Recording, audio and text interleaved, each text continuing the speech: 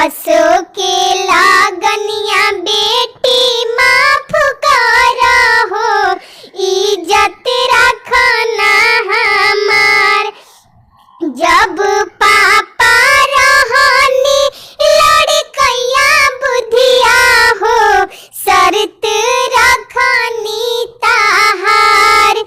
जब पापा रहनी लड़कैया बुधिया हो, इज्जत रखनी ताहार। अब पापा भईनी सजना जोगा हो, माफ करस भगवान। अब पापा भईनी सजना जोगा हो, माफ करस भगवान। जैसे ओरिया बरसे हो बेटी सावन, ना हो भादोइया। अरे सावन ना हो भादोइया,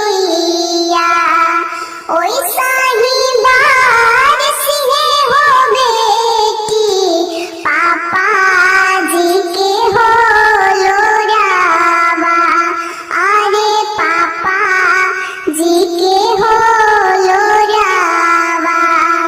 जैसे होठवा फाटेगे बेटी जेठा रे हो बाई सखावा। अरे जेठा रे हो बाई सखावा, ओइसा ही फाटेला हो बेटी मामी के हो कारे जावा। अरे मामी के हो कारे जावा। हाथिया नहीं पिया सलजी पापा, दहना पोखरा खाना, दहना पोखरा खाना। दुल्हा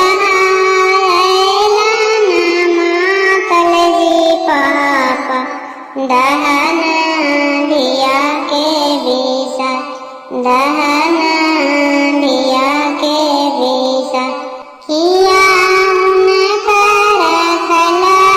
जी पापा, किया रखला उधार, किया रखला उधार। के कराए सनधिया हरला जी पापा, साजन छे